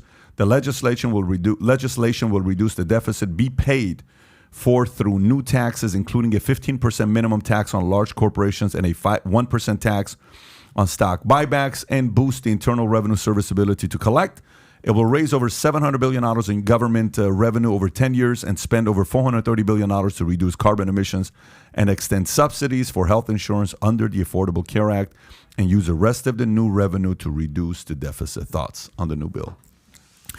Well, I think it should be offensive to most people because it assumes that people are simple enough to believe that if you name something, Inflation Reduction Act, that's what it is. And of course, that's not what it is. It's a government intrusion into your life act. And it massively expands, government agencies like the IRS. 87,000 IRS agents. What do you think 87,000 IRS agents are there to do? They are there to try to get more of your money. And it's not going to just be the billionaires and the multimillionaires. You could take all of their money. It won't be enough the way our government is spending at this point. So you got to go where the money is. It's Sutton's Law. Sutton, the famous train robber, they said, why do you rob banks? He said, because that's where the money is. Well, and so the government knows where the money is. It's in the middle. It's in the middle class, and that's why they need so many agents to go in and get it. But, also interfering with the way business is conducted. This 1% tax for stock buybacks, that's going to have an impact on businesses in America. One of the reasons that America was so successful is because we created an atmosphere that encouraged entrepreneurship and innovation and didn't have a ton of interference. That was one of the things that Alexis de Tocqueville noted when he came to America to study us in 1831, because the Europeans were fascinated. They couldn't understand how a nation barely 50 years old was already competing with them on virtually every level. How was that possible? Well, our business model was one of the things that he noted. He also noted that we had a government that worked because we had checks and balances. And he also noted that we had an educational system that was superior. He could find a mountain man in the middle of the woods, and the guy could read. The guy could tell you about the Declaration of Independence. If you want to be impressed, go back and look up a 6th grade exit exam from the 1800s. See what you had to know to get a 6th grade certificate. It's pretty impressive, especially when you look at some of those man-on-the-street interviews that we have today. You go out and you ask people this, they have no idea what you're talking about. And so true. You know, this is a real problem because if people aren't knowledgeable, they're very easy to manipulate. And, you know, our history is so important. The good, the bad, and the ugly, it's all important. Because your history gives you your identity, and your identity is the basis of your beliefs. And if you interrupt that chain, you become a leaf blowing in the wind. So standards and expectations are dropping when it comes down to education. Severely. And, you know, this bill is just a gigantic intrusion of government into our lives. And this nation was supposed to be different. It was supposed to be about the people, not about the government. Let me ask you this. Did you see the video with the IRS agents being trained on how to use a gun? Did you see that video? I want to show that clip here in a minute. But before you play this clip, by the way, this video is going to, you'll be blown away by this video. But hang tight before I play this video. How long ago was Uvalde? 7 weeks? How long ago was Uvalde? Is it 2 months ago? 2 months ago? Maybe 8 weeks. So 8 weeks ago? So Uvalde happens. The biggest discussion was, why aren't we, you know, putting an armed cop at schools nationwide? Now, even if we don't put them in the best communities, let's just say the bottom 80% of communities that are maybe not the safest. Right. Why don't we put a cop in all these places and invest resources into that? So the question then becomes, and by the way, if you're listening, I'm curious to know if you agree with this, give it a thumbs up. If you don't, give it a thumbs down. I want to actually hear your thoughts on this here. If you're willing to use your taxpayer money, where you get 87,000 IRS agents who are being trained on how to use a gun, wait till you see this video, versus 87,000 cops to put at schools to protect another Uvalde from happening, which investment would you be willing to vote for more and say, I'm willing to pay taxpayer dollar for the 87,000 cops at public schools versus 87,000 IRS agents to come after me? What would you rather invest in? So to me, it's a logical answer to a question. How is logic not winning today? Because you have politicians who are not interested in what's good for the people. So then why do people keep voting for these guys, though? I mean, you can't say the people are dumb. Why are they voting for them? I'm so glad you asked that question, because this is a failure on behalf of many American citizens. They go into the voting booth and they look for the name that looks familiar. No, they just look for the R or the D. Or they do that. And, you know, it could be Satan. They say, oh, yeah, I know that one. And I know that name. In many cases it is. That's a problem. We have to be diligent. We have to take this privilege seriously of voting. And, you know, that's a whole nother topic. You know, the voting system in our country right now. I was looking at an interview yesterday, individual from France talking about their system. And why is it that they're able to have the results the same night or 2 days later at the latest? Well, they use paper ballots. They save them. There's no mail-in at all. They used to have that. They stopped it in 1975, and the question was asked, why'd you stop it? Because there was so much cheating. It was too easy to cheat.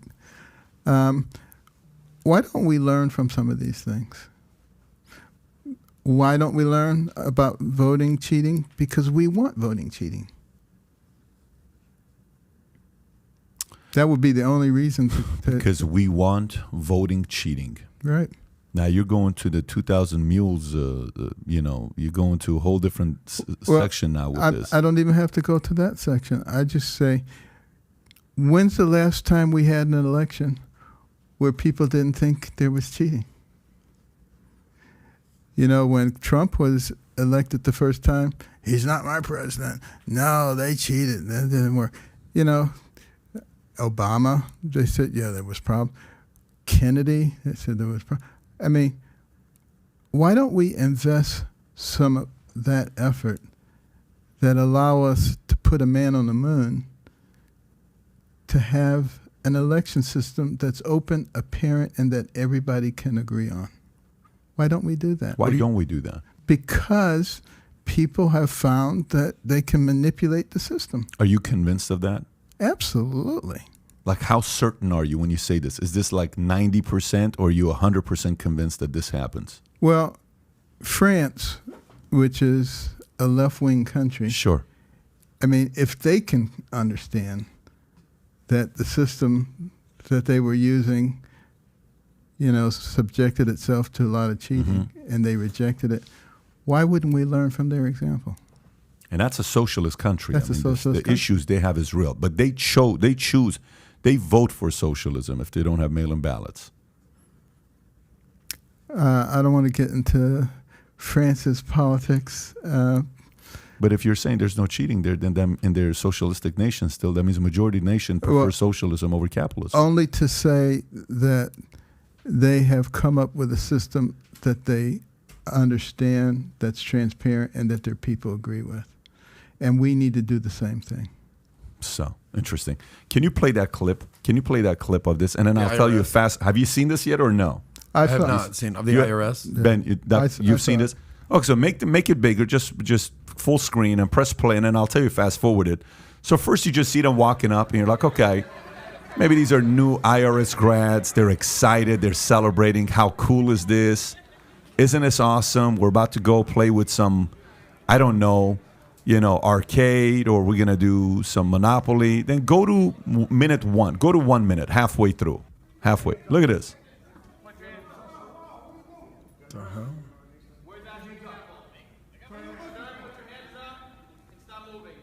Where's your tax money? Mm-hmm. Look at how that guy's holding it. Those thumbs. You can tell he was in the military before. Yeah.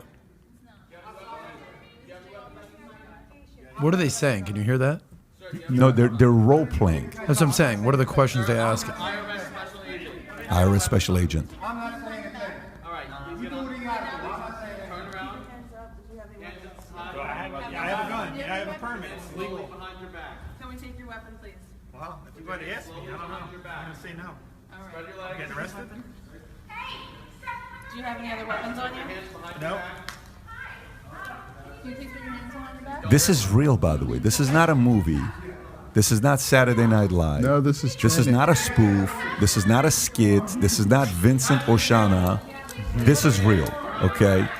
This is not he's at Nancy Pelosi's office type of situation. This is really a training that they're doing with the new IRS agents. Is this? I'd be very interested in knowing if there's ever been a training like this before under any presidential regime. Is this new? Have you ever seen anything like this? I haven't seen anything like it. I've never seen anything like this. It's extremely worrisome. Well, the IRS has been weaponized for years now. Whether or not the training happened, they've had millions and millions of dollars in weapons and ammunition for years. Yeah. How long? 10 years? 15 years? So this goes over multiple presidents. Why does the IRS need weapons? Because as in any tyrannical state, you have to rule by fear. Yeah, but according to our friend Tyler over here, this has been going on for decades. Official So report where are we says- saying tyrannical? Are you saying the American? We've been marching up toward tyranny, and we're getting close to the top of the staircase. So this is from Forbes. Official report says at the end of 2017, the tax agency had 4,487 guns and over 5 million rounds of ammunition in its weapons inventory. This was published by the Government Accountability Office. And this was a report at the end of 2017. So who knows how long they've had the weapons for, right? You don't buy 4,500 guns in a year. But walk me through why the IRS would need weapons. To intimidate people, to make people understand that you could die if you don't do what we tell you to do. This is like literally who's the guy that said, "Why do you rob banks?" No, that's where the money is. I mean, that's the physical representation of that. They have to come and get your money. How else are they going to continue this ridiculous spending that's going on? Where are they coming up and give me your tax revenue? Are they going to businesses? Are they going to individuals? Are they going to corporations? When is this assault happening? Obviously, they're not going to be going up to the billionaires and the people that they claim that they're going after. They're going to be coming after average Joe. That's why they need so many people. With guns? With guns. And they've been practicing. I saw an article yesterday or the day before of raiding homes and suburbs. I mean, if this is not a wake-up call for us, I don't know what is. I'd like to know who leaked that video or like who put that video out there. This is very disconcerting, regardless of your left. How do you feel about it? How do you feel about it? That's why I'm like, what is this? What is happening exactly? Like when they're doing these classes, who's putting these classes on? Who's running the show here? Anyone, left or right, if you don't see this and say, I don't think that's exactly too comforting, you're missing the point. And this is not really a Democrat or Republican issue. This is an issue of America and American freedom. I agree. And who we are as a nation. And, people have got to wake up. I think they are waking up, to be honest with you.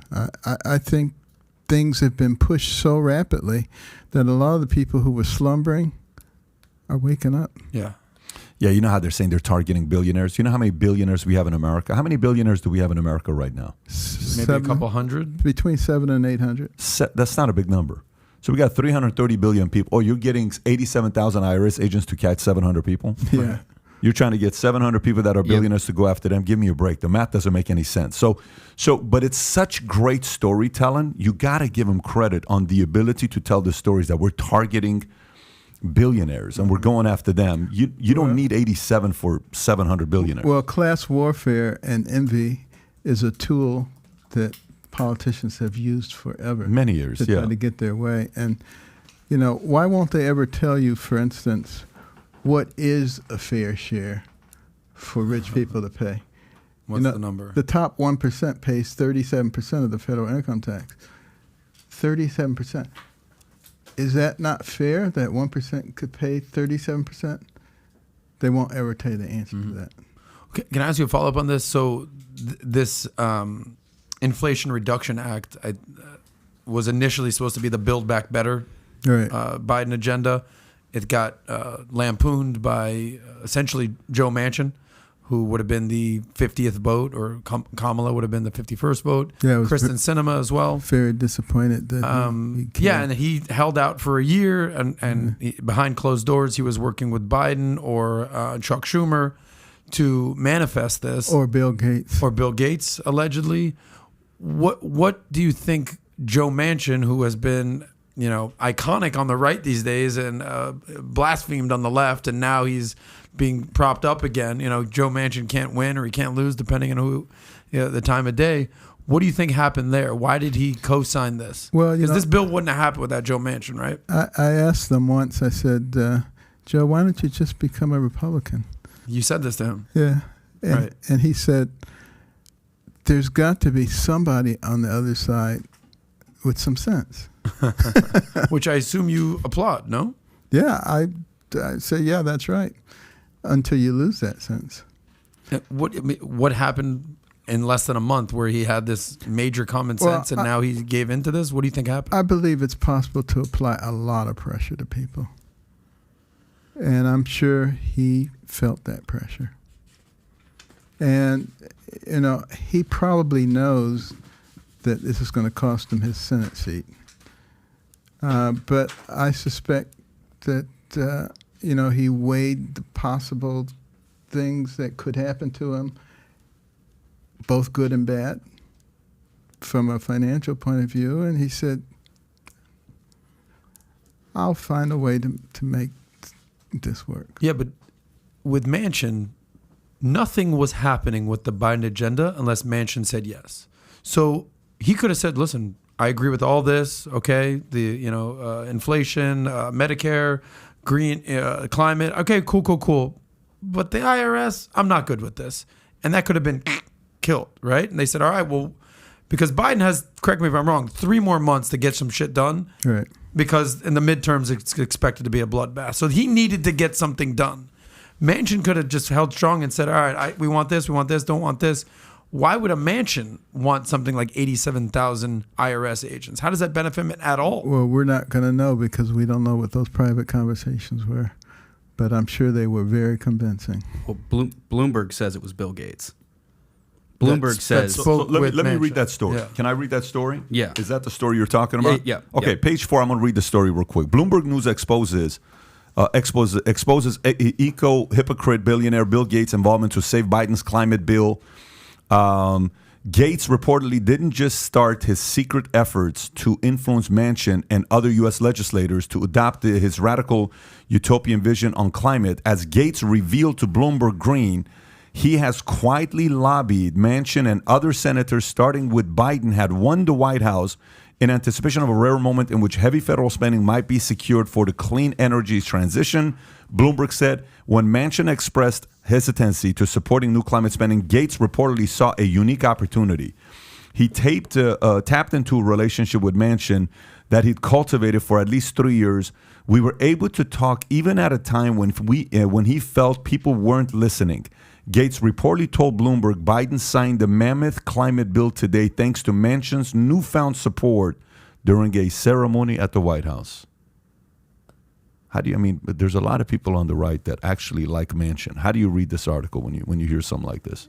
I think Manchin was given an offer he couldn't refuse. Wow, you going Godfather style. Got it. Interesting.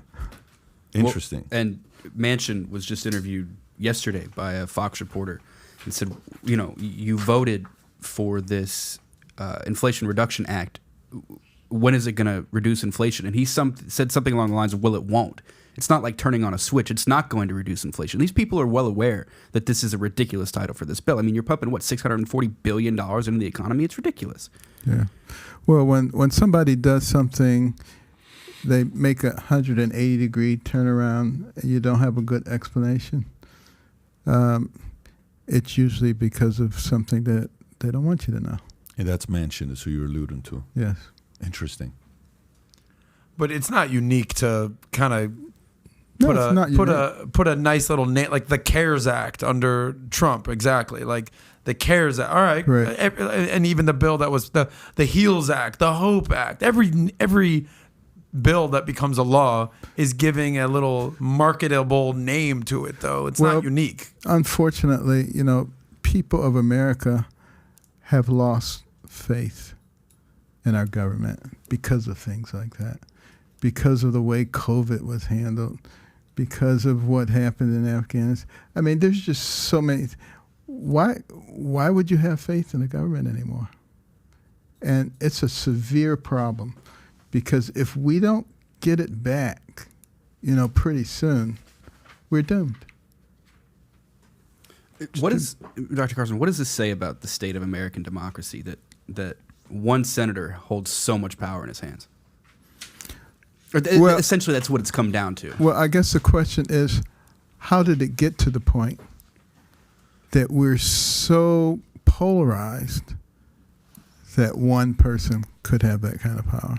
So you don't think this is a failure in democracy or the way government functions? You think this is a polarization? It's a polarization issue. Well, I don't think there's any doubt that America's polarized, and if you want to use the word tribal, but let's give a little respect to Joe Manchin for a second, because how many Democrats are getting elected in the reddest state in the union? I mean, here's someone. Not a lot. Exactly. So you pride yourself on not making it about yourself, working with other people, putting your hand across the aisle. It's essentially what Joe Manchin's done for 40 years. So do you think something actually changed in the last 30 days? Yeah. Or you think something happened? Yeah, I think they made him an offer he couldn't refuse. And what does that sound like behind closed doors? What does that mean? I mean, is that death threats? Is that money? Is that legacy? What is it? It could be any of those things, but he is not a stupid person. Nope. And, he weighed things and says, how do I end up best off? Mm-hmm. And he made that decision. So you think he'll just ride off into the sunset and never look for re-election again? And you don't think because he helped pass Biden's agenda that the people of West Virginia are going to be done with him? You have a hard time with this because you're a big fan of Manchin. I do right? like Manchin. I know. And by the way, most I like people him do. too. You're not in a company where you're the only guy that likes him. What he's saying is there was an offer made that he couldn't refuse. What that is, he doesn't know. I don't think anybody knows. But when a guy named Bill Gates gets involved, you're talking about a guy that's got a lot of Did you see him when he was young and he was sitting there going up against the lawyer? Have you ever seen those conversations he had with the lawyer when he was younger? Have you ever seen that video or no? Yeah, I've of seen how he handled the lawyer? Mm-hmm. Do you know that whole scene where Mark Zuckerberg, where the guy plays him in Social Network? Do you know that's where the practice came from? Really? Watching how Gates handled it. You're not talking to a lightweight guy. You're talking about a guy that he's gotten criticism of having Asperger's, which means emotions low, this, and obviously he's known for having a temper, but at the same time, when a guy like Gates gets involved, he's got many creative ways of pushing things through. Right. He's not a lightweight. This is a very heavyweight guy that got involved. Mm-hmm. So now, on the flip side of this, okay, before we go into the story with FBI, because I definitely want to hear what you have to say about that. Elon Musk featured at a Kevin McCarthy GOP retreat in Wyoming, which is kind of weird, okay? So you read the story. Billionaire Elon Musk spoke at a Republican retreat hosted by House Majority Leader Kevin McCarthy in Wyoming on Tuesday. The event came in at the same day as Representative Liz Cheney, the former number 3 House Republican, lost a primary challenge to Harriet Hageman, who was supported by former President Trump and McCarthy. A source familiar with the retreat confirmed Musk's attendance at the event, which included Republican candidate supporters. According to Fox News, McCarthy and Musk led a closed press fireside chat with supporters. Musk has donated to both Republicans and Democrats in the past and has donated to McCarthy's campaign dating back to 2011, according to Federal Election Commission data. But the billionaire has said that until last year, he had only voted for Democrats. The first Republican he voted for was Representative Myra Flores from Texas. Musk signaled a tweet Tuesday that he's not supportive of the far-right faction of the party. To be clear, I support the left half of the Republican Party and the right half of the Democratic Party. What are your thoughts when you see a Musk being at a Kevin McCarthy event? And Kevin McCarthy is one of the most hated guys on the left. Well, I don't have a problem with it, to be honest with you. I think you got to listen to all points of view. And Elon Musk is an important voice, particularly since he may at some point own Twitter. So I don't think it's necessarily a bad thing to cultivate a relationship with him. I don't agree with a lot of the stuff that he does or says, but that doesn't mean that we shouldn't keep the communications open. I agree. And I fully agree with you there. The question, the challenge becomes if the nominee is a Trump and the two of them had a back and forth on Twitter where he calls him another bullshit artist and then he comes out and says, look, I think we should just kind of move away from politics. And I think the moment your age starts with number 7, you shouldn't run anymore. And they had that back and forth. How this is going to look if the nominee is Trump. Would Musk support a Trump if he is the nominee, or would he go the other side? I don't know. That would be pretty interesting to see what happens there. It would be interesting. But that's one of the reasons that I think it's important to keep the channels of communication open. You said that earlier. Yeah. The dialogue is so vitally important. But what's the difference between a Musk sitting down with a Kevin McCarthy, number 1 guy in the House, and a Gates with Manchin. And a Gates sitting down with Joe Manchin? Isn't that exactly the same thing? A billionaire speaking with a major political figure. That's exactly why I brought the story right afterwards. The only difference is the following. This is the only difference between the two. Whose motives do you trust more? Do you trust Bill Gates' motives or do you trust Elon Musk's motives? That's the decision you got to make. Because let's just say if somebody is trying to judge you and they say, who's in Adam's ear? They say, well, Patrick Bet-David's in Adam's ear. if a person doesn't trust Patrick Bet-David, they may say, I don't want Patrick Bet-David being in Adam's ear, right? And so, let me tell you who's in that guy's ear. So you have to sit there and say, would you rather have an Elon Musk in someone's ear or Bill Gates in someone's ear? The voter has to decide that, because both of them are in the top 5 most powerful people in the world when it comes down to money. You can only add a couple other names to that list.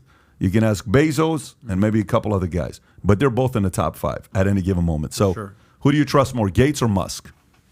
And by the way, they've got some internal beef themselves, right? Who do you trust more, Gates or Musk? Who do you think has more of a best interest for America between the two?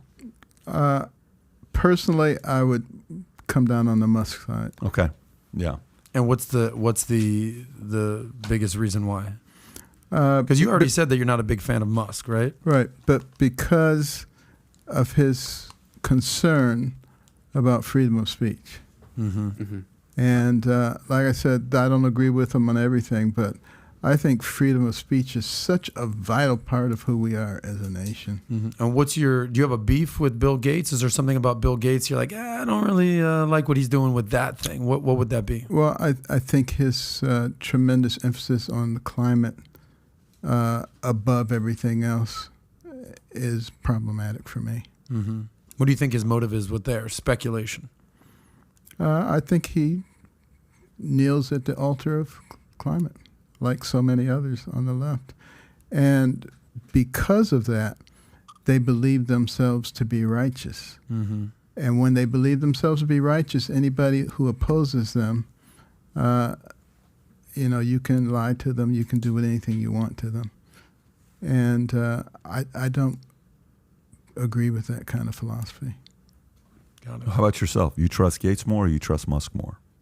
Can you answer that, or is this one of those? Well, you know, yeah. I mean, of the two, I would trust a Musk more. Okay, cool. Just curious. I didn't know if you were a Microsoft guy or a Tesla guy. Yeah, I'm neither. However, I don't know enough about Bill Gates and his agenda. I do understand the climate stuff, and he's been working on that, especially vaccine stuff in Africa. I mean, there's a lot to applaud with what she's done. I don't know. There's a lot of people that think he's doing very evil stuff. There's a lot of people that go down, the tinfoil hat route with him and the World Economic Forum and the QAnon. Like, he gets labeled that. I don't know if he's that bad of an actor. I don't know. But it's okay to question that. I'm sure he had some good qualities. And, I knew his dad much more so than him. Bill Gates' dad? Sat on a board with his dad. Really? Yeah. Who's his father? Bill Gates Sr. Oh, really? Yeah. I didn't know that. And you just make up a name? Bill Gates Sr. Yeah, obviously. Can we Google that name, Bill Gates' dad? That was such a good moment. It'd be funny to know if it's actually not his name. Well, the moment somebody says, I knew his dad, conversation changed a little bit. Respect to Dr. Ben Carson. So let's talk about FBI. I got a bunch of stories here about the FBI, but I just open-ended questions. So when you heard about the raid, FBI, Merrick Garland, and then Biden comes out, he says, I had no idea about this. This is a decision that the FBI made. This didn't come all the way up to me. And then 3 people came in. They left the cameras on, and they weren't supposed to put the body cameras on. They asked the attorneys to step out. They got the 27 boxes. They found 4 highly classified, and then 2, 3, and then we've read all the stories. Right. You've read it. I've read it. What do you think about the whole situation? Well, I'm troubled by it because, if they were concerned about these documents, why did they wait a year and a half after the president has been out of office? And if we have a justice system that is fair, why weren't they just as vigorous with all of the documents that Hillary had that she didn't want anybody else to see, that she deleted, asset watched her hard drive, smashed the BlackBerry phones? I mean, that's not what an innocent person does, but no questions asked. Same thing with Hunter Biden. So could Trump have done some things that were inappropriate? Yes. Have others done things that are inappropriate? Yes. Why do we put so much concentration on one and not on the others? That's what I'm concerned about.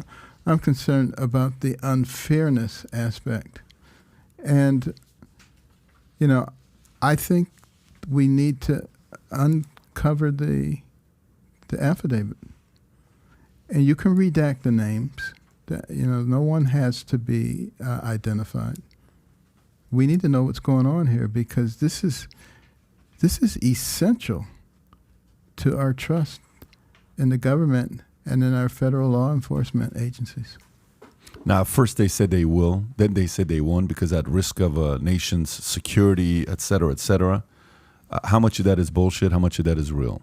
Well, it's very easy to redact what needs to be redacted. Yeah. We need to understand what it is that they were looking for.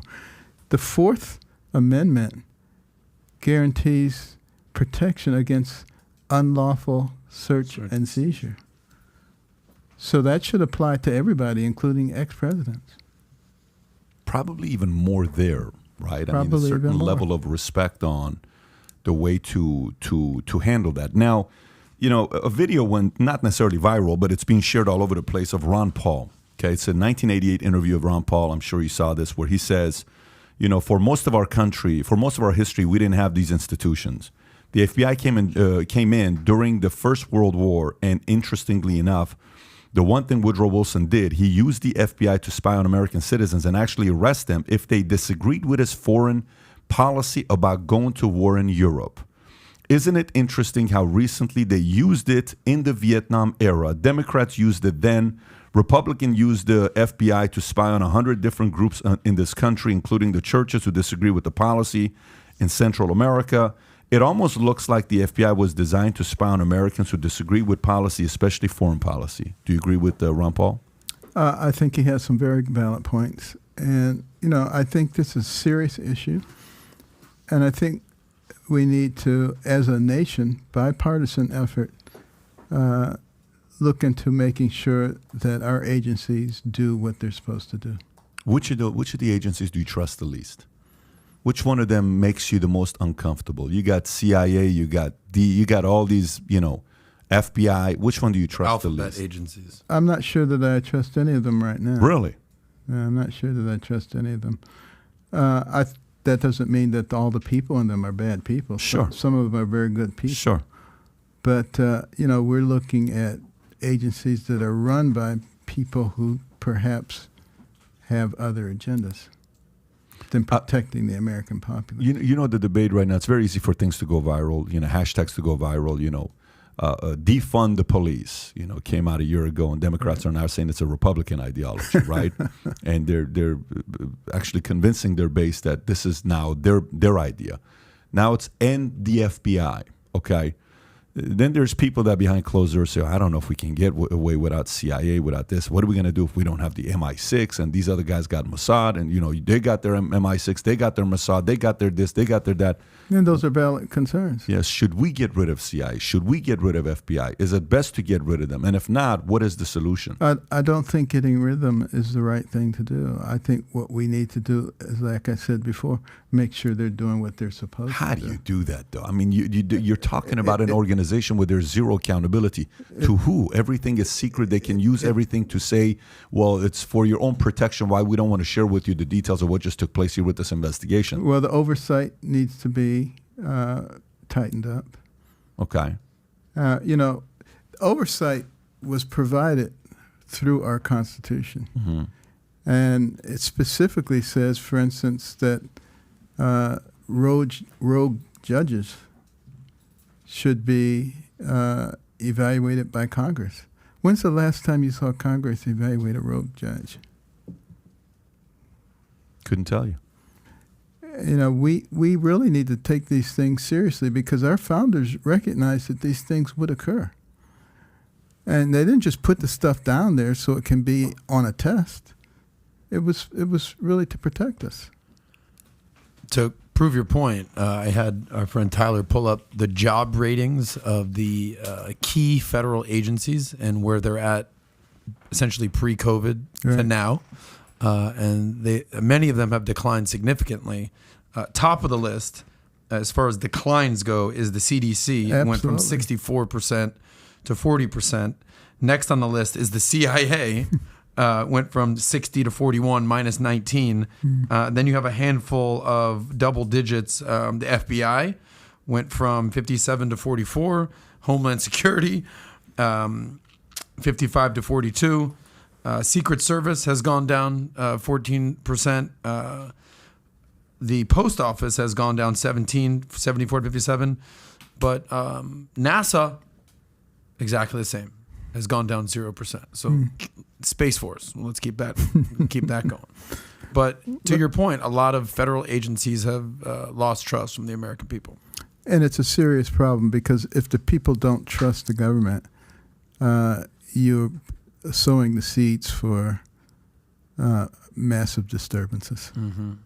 But, okay. By the way, story continues, okay, within this topic. Daily Beast. Viper, Merrick Garland's Trump raid is only the first inning. Okay, Democratic strategist James Carville has a message for people who are doubting Merrick Garland. Just wait. People are like, well, but let's wait and see a little bit. And this is like the top of the first inning. I mean, remember, Merrick Garland is like a pit viper. He prosecuted the Oklahoma City bomber case, the Unabomber case, the Olympic bomber case, and I think these guys are really methodical. Trump and the MAGA Republicans' defenses are just literally absurd. I mean, absurd. Like he can declassify anything he wants, says Carville. Plus, you ask, why did Trump want all these documents? And the answer is the most logical reason. He was going to sell them. Right, because he needs money, right? What a ridiculous thing to say. But you're talking about a guy that some call him the Democratic strategist. You know, this is like the brain that comes up with strategists. This is not just a lightweight pundit from CNN or MSNBC saying something like this. Well, you know, a lot of former presidents have kept lots of documents. Obama, it's in the millions of documents. Why do they keep them? Well, you know, not everybody gets to be president. I mean, it's just kind of cool to have these documents. Save them for posterity, save them for your library, which will eventually be built. I don't think it necessarily means that you have nefarious purposes. Do you agree with him that this is just the top of the first inning, or is this one of those things where Adam Schiff got up and, hey, I know for a fact there was a Russia collusion? Like, how do you... Well, I think because there's been so much pushback, they probably are going to not be as aggressive as they might have been before. Why? Too much pushback. So some people will say that you'll talk to a Democrat, and Democrats will say, well, let me tell you, this has got nothing to do with election. No one on the left is afraid of Trump running for office. That's ludicrous. He doesn't have that kind of credibility anymore. He lost it all. You know, the left is not afraid of him running again. Okay, fine. That's their argument. That's their wishful thinking. They don't want to see him run again. Why don't they? Because, I mean, look at the crowds that come out and see him. Look at the enthusiasm behind that kind of activity. You don't want somebody who's going to rally the troops. You want sort of a sleeper candidate. So, yeah, they would do everything they can to make sure that he doesn't run again. And that's why they're going to try to find a way to indict him. Because I don't think while you're under indictment that you can run for president. Even Tucker said that he thought that an indictment would be coming. Did you see Tucker say that, Pat? Yeah. He said it's the only logical thing coming. Not that they're going to have valid reasons or there's anything that's going to come from it, but it's the logical next step. When do you think Trump is going to make his announcement that he's running again in 2024? Before or after midterm elections? I have no idea. Dr. Benjamin Carson, sir, you must have a hypothesis, a guess. Well, let me just say, if I were him, yes, sir, I would make it afterwards. You would do it after the midterms? I would do it after. What's your strategy there? The strategy there is that if I do it before, I might energize a lot of people on the left to come out and vote against the people who are running. So right after midterms. Right. After the bloodbath, the expected bloodbath. Yes. By the way, did you see what Peter said? Peter, how do you pronounce this guy's last name? Every time I get it. Peter Navarro? Strzok. Yeah, no, Peter Strzok, the ex-FBI agent, said Americans should absolutely trust FBI after the Trump raid. Absolutely, the American people should trust what the FBI is doing. Peter said The FBI's head investigator into alleged Russian meddling in 2016 elections and former Secretary Hillary Clinton's private email server. He was removed from the brief stint on Robert Mueller's special counsel investigation after sending anti-Trump text messages and beginning an affair with colleague Lisa Page, and was ultimately fired from the agency for a text in August 2018. He said Trump has spent his entire adult life living on the margins of the law, pushing up the edge, seeing what he can get away with, and then pushing a step or two beyond that. When a guy like that, disgraced ex-FBI, when a guy like that says something like that, how much credibility does he have with the American people? I don't think he has a lot of credibility. Anybody who sees him as credible will probably see anybody as credible. You were about to say the Peter Navarro comment? Peter Navarro comment about, you're talking about Kushner. About Kushner. Is that what you were talking about? No, I was actually going to this one. Oh, That's gotcha. the one I was going to. Last thing here before we wrap up. Dwayne Wade. I want to go into the NBA a little bit because I know you're a big NBA fan. So let's talk about the NBA. Predictions next season. Let's go. We're not All doing that. 32 teams. Let's do it. Dr. Ben So a Carson. couple things. So it's important to our democracy. NBA will not schedule games on election day. The NBA will not be scheduling games on the midterm election day, but all 30 teams will play the night before on November 7th. The league looks to use this as an opportunity to encourage its fan base to go out and vote to amplify the need for civic engagement. The election will take place on November 8th for all 435 seats in the U.S. House of Representatives and 30 U.S. Senate seats, along with multiple governor and state races. It's unusual. We don't usually change the schedule for an external event, said Executive Director of the NBA Social Justice Coalition, James Cadigan. But voting and election day are obviously unique and incredibly important to our democracy. What do you think about the NBA just shutting down election for midterms? I think they're welcome to do that. I encourage everybody to go out and vote. And every agency, every entity should encourage that. But let's do it the right way. That's the key thing. I was telling you about what was going on in France. One of the things that the French observer said is that we require photo identification. So I guess that makes us racist. He said that, the France guy? He said that. Yeah. Who said that? Macron? No.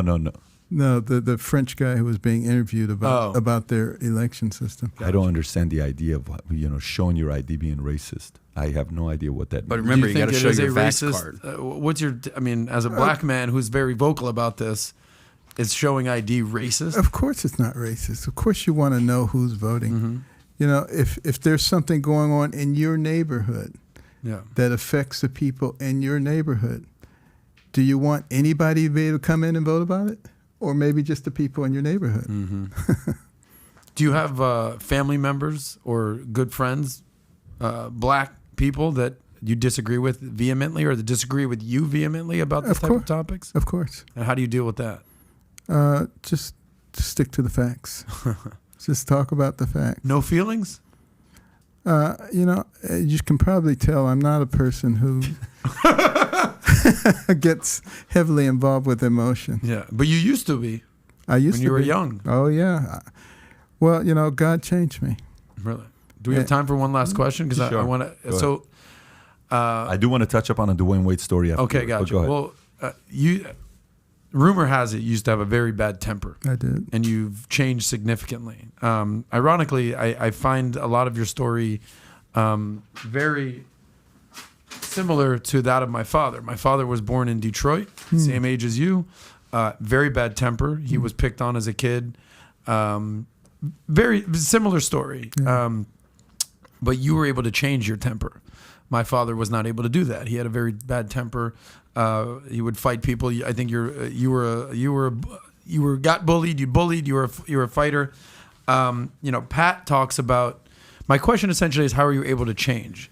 Pat talks about all the time about how you can change and how you can improve. You outwork, you out-improve, you out-strategize, you outlast. Did I say that correctly? You were able to do all four of those things. What was the key? There's a lot of people out there saying, I don't know, this is the life I live. I don't know how I'm going to change. I don't know how I'm going to do things. I don't know how I can improve. I'm stuck in this situation. Nobody has changed and improved their life as much as you. I don't know that you can do it on your own. But, after I tried to stab another teenager, I was in the bathroom and I was contemplating my life. And I realized that I had changed things around academically. I would become an A student. Mm-hmm. But I said, you're never going to be a doctor with a temper like this. You're going to end up in jail, reform school, or the grave. And I said, I don't like any of those.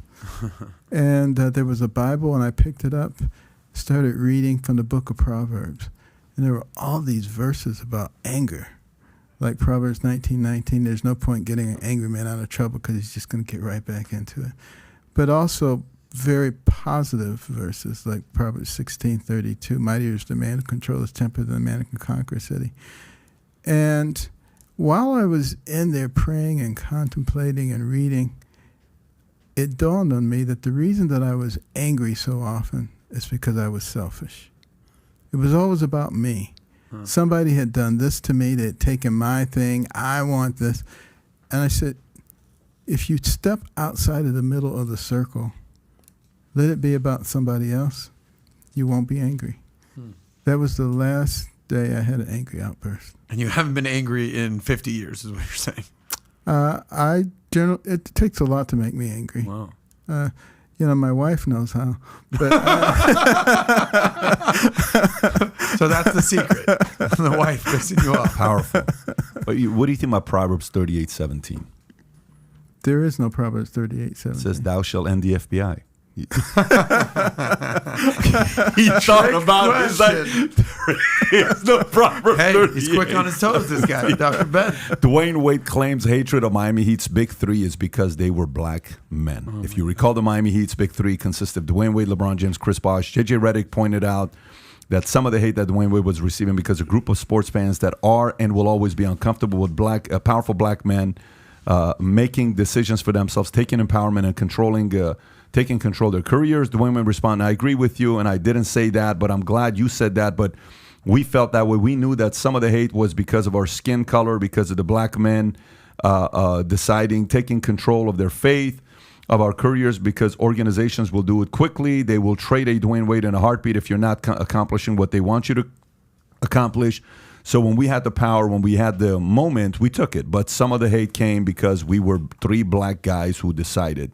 And we changed the way that the NBA probably would ever be because of that decision. So I agree with you, man, 100%. So what do you think about that? Was that because they were black men, or was it just because? I think it's kind of sad that so many things circle back around to race, and they don't need to.